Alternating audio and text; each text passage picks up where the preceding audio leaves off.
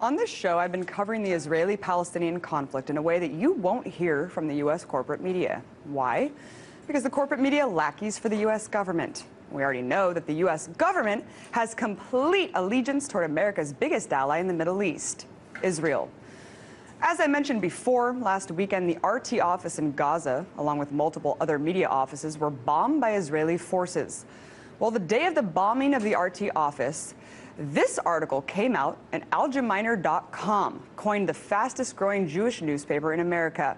It's entitled, "Russia Today Presenter Accuses Israel of Terrorism and Apartheid." And underneath the photo caption, it says, "Pro-terror Russia Today presenter, Abby Martin." Interesting. And here I was thinking that I was speaking out against terror. Silly me. The author, Lakana Nana Yakara, writes that I accused Israel of war crimes, terrorism, and practicing an apartheid state through multiple reports I had made the week prior. First of all, thanks for watching the show. And I'm not going to sit here and dispute the claims made in this article. I'll say it, I said it then, and I'll say it now. Israel is practicing apartheid. And it's not just me who's saying it. It's Noam Chomsky, it's Chris Hedges, it's multiple other human rights activists and journalists worldwide. And yep, according to Protocol 1, Article 79 of the Geneva Convention, it's a war crime to target journalists. And dropping white phosphorus on an open-air prison is also a war crime. Lastly, let's talk about what the word terrorism really means. The definition is the systematic use of terror, often violent, especially as a means of coercion. So by that definition, is Israel not responsible for terrorizing Palestinians with house demolitions, unwarranted arrests, torture, checkpoints, psychological warfare, and detention? But let's backtrack for a second. Who is behind Algeminer.com? Who has said such nice things about me? Well, I did a little digging. Its parent company is a Jewish media organization called Gershon Jacobson Jewish Continuity Foundation.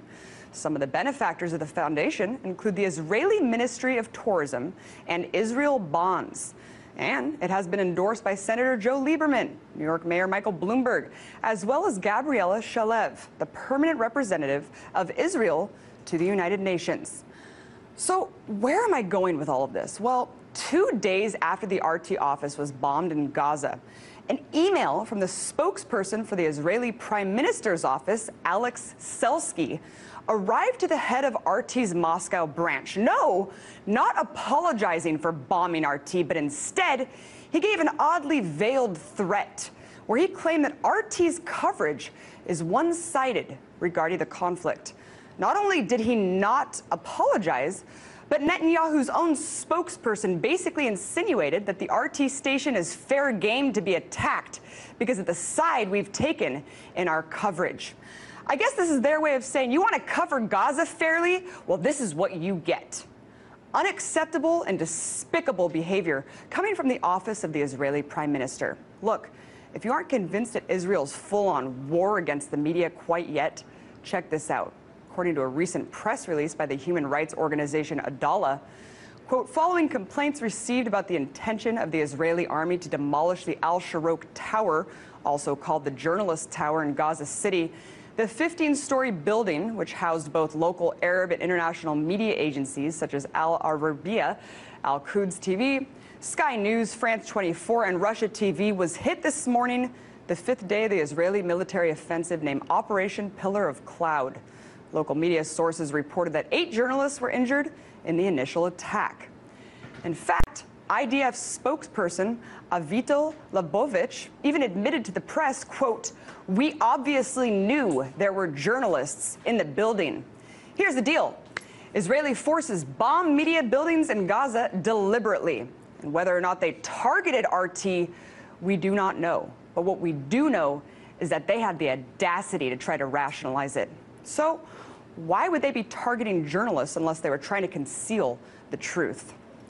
And for any Israel-backed media that attempts to smear my name, this show, and this network, keep this in mind.